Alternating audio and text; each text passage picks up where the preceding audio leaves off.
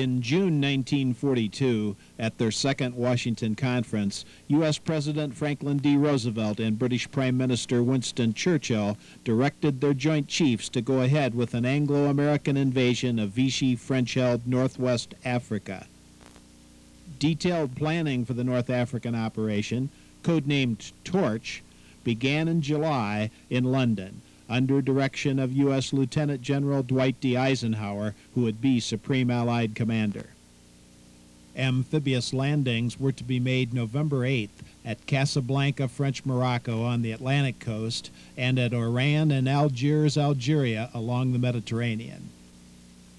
General H. Hap Arnold, Chief of the U.S. Army Air Forces, and General George C. Marshall, U.S. Chief of Staff, agreed that Brigadier General James H. Jimmy Doolittle was the man to lead a new American Air Force to support Torch. The 12th Air Force was officially activated August 20th, 1942.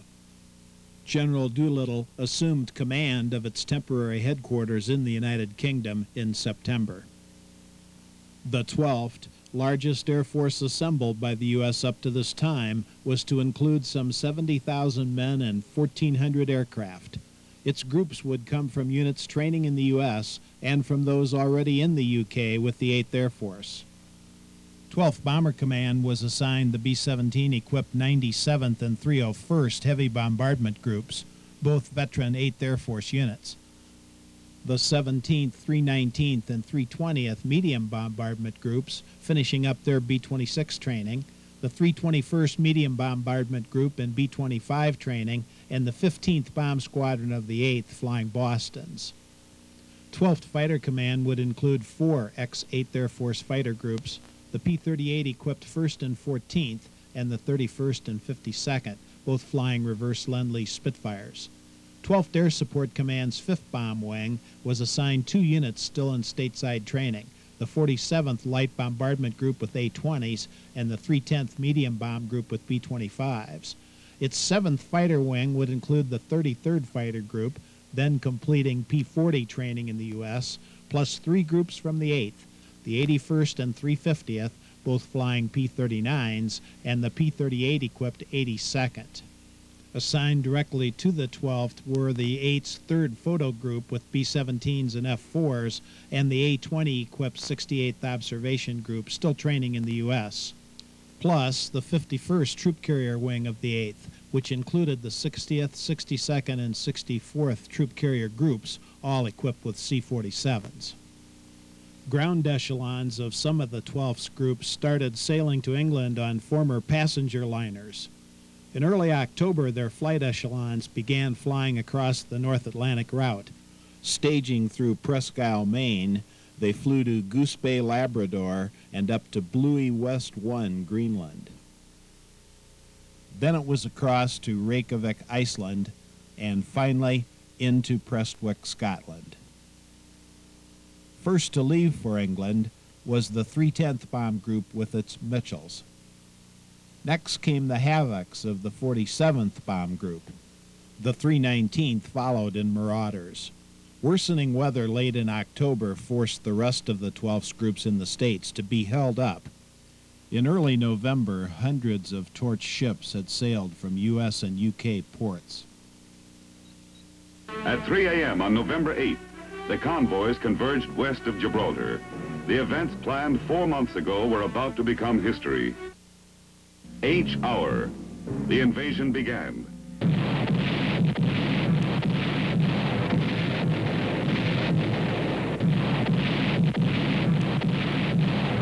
Opposition in Algiers was slight.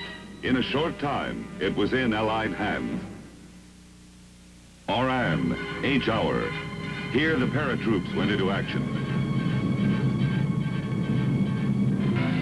Planes based at Gibraltar flew over to give extra insurance for the success of the operation.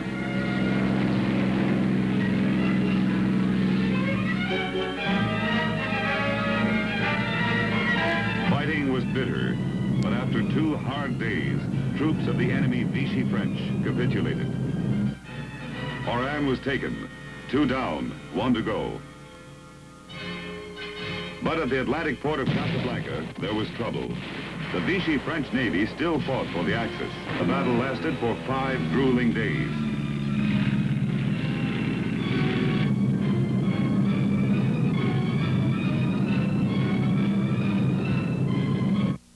The French at Casablanca surrendered November 11th. The 33rd Fighter Group flew its P-40 Warhawks off a U.S. and British carrier to land at the nearby airfield at Port Lyautey. At Oran, American paratroops had captured the important hard-surfaced airfield at Tafarui and the field at Lasagna. Spitfires of the 31st and 52nd had flown in from Gibraltar to those two former Vichy French naval air bases. 12th Air Force headquarters was set up temporarily at Tafarui. Both Spitfire groups had seen some air combat against the few Vichy French aircraft that had contested the landings. Major Harrison R. Thing of the 31st scored the 12th's first aerial victory, shooting down a Douatnay D-520 fighter over Tafarui. Although it was littered with the wreckage of Vichy French aircraft, squadrons of C-47s were flying into the field. General Doolittle arrived to take command as still more Spitfires flew in from the United Kingdom. British and American columns, plus the former Vichy French who had now joined the Allies, were rolling eastward towards Axis-held Tunisia. The race was on. They hoped to take the key ports of Bizerte and Tunis before the Germans and Italians could rush in reinforcements.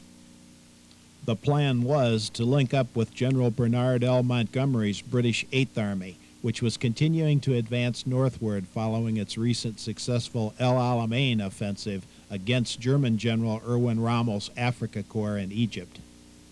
But the Axis were already rushing more men, equipment, and material into Tunisia by air and by sea. The 12th, now headquartered at Algiers, was also busy gathering its forces. By November 13th, 15th Squadron Bostons were at an advanced airstrip at Tebessa. 2 days later, P-38s of the 1st and 14th Fighter Groups started arriving at Algiers. The 14th later shifted its lightnings forward to Aix-les-Bains. B-17s of the 340th Squadron 97th Bomb Group were at Maison Blanc just east of Algiers. They carried out the 12th's first bombardment mission of the war November 16th, hitting Bizerte's Sidi Ahmed Airdrome. By the 18th, the 47th Bomb Group with its A-20s and the Mitchells of the 310th arrived at Medouane, French Morocco. Here they were held up. On the night of November 20th, Luftwaffe bombers from Sardinia attacked the airfield at Maison Blanc. A number of men were killed or wounded, and a dozen Allied planes were destroyed on the ground. The 97th and its B-17s were pulled out of range and sent back to Tafarui. Fortresses of the 301st Bomb Group flew in from England to join them there. On November 24th, marauders of the 319th arrived at Maison Blanc. The group flew its first combat mission and the first for the 12th mediums 4 days later. A-20s of the 68th Observation Group, first to fly over the newly opened South Atlantic route, reached Ouida, French Morocco. The southern route began at Miami, went down through Puerto Rico, Georgetown, British Guiana, and Belém and Natal, Brazil. From there it was a 1,450-mile flight to tiny Ascension Island, then on to the African Gold Coast village of Accra. Next, up the west coast through Marrakesh to Casablanca, French Morocco, and finally east into Oran and Algiers, Algeria. Early in December, the U.S. Second Corps and British First Army continued their dash for Tunis. The Luftwaffe, which had the luxury of operating from good airfields, still held clear air superiority. The Germans continued to regularly bomb and strafe Allied-held ports, airfields, and troop positions, although American P-38s and Spitfires often rose to successfully challenge their attacks.